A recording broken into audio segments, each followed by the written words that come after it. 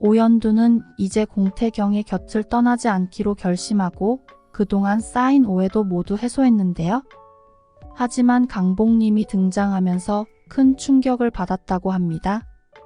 강복님은 오연두가 공태경과 함께 지낸다는 사실을 알고서 큰 충격을 받았다고 했는데요.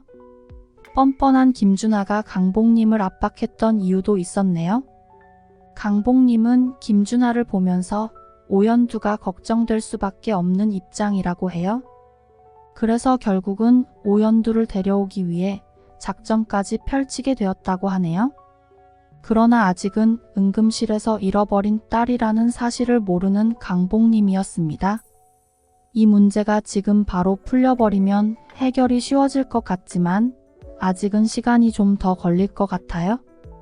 응급실 마음으로는 연두와 하늘이를 데려와 당장 옆에 앉혀놓고 싶은 기분인데 말이죠.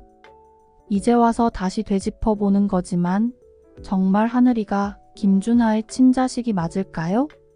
오연두는 이 드라마의 주인공인데 임신하고 낳은 아이의 아빠가 김준하인 것으로 설정되어 있습니다. 이렇게 만일 김준하의 아이로 설정했다면 난리를 피우면서 악한 짓을 하던 장세진 하나만으로 충분했을 것 같습니다.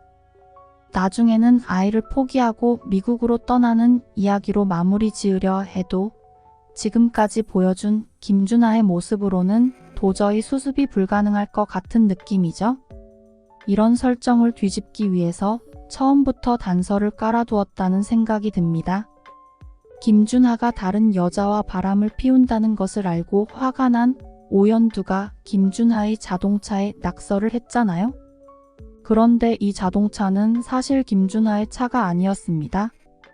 공태경이 자동차였는데요.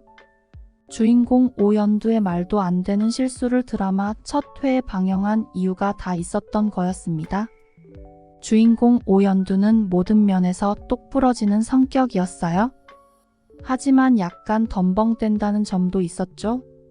그리고 김준하와 공태경은 매우 비슷한 취향을 가지고 있었습니다. 대부분의 사람들이 혼동할 정도로 아주 비슷한 스타일을 가지고 있었는데요. 이런 설정은 작가가 두 주인공의 관계를 혼란스럽게 만들어주는 역할을 합니다. 드라마에서 공태경과 김준하가 엘리베이터에서 마주치는 장면도 그 의도가 있었던 거죠. 똑같은 체크무늬 양복과 넥타이까지 똑같이 착용하면서 서로의 모습을 보고 놀라면서 기분 나빠하는 장면이 나왔는데요.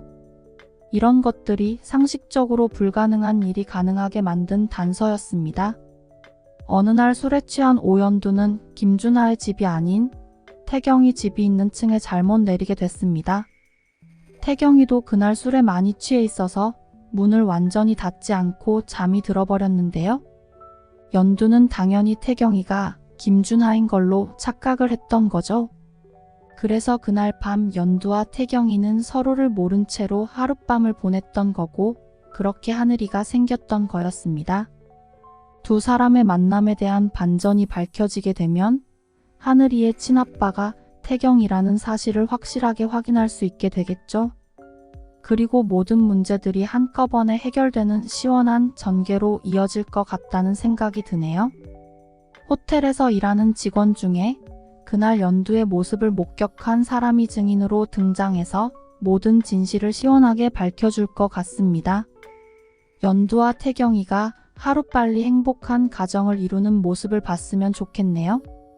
이 이야기는 개인적인 상상력을 기반으로 쓴 것이기 때문에 앞으로 밝혀질 진짜 내용과는 다를 수 있다는 점 미리 양해 부탁드릴게요.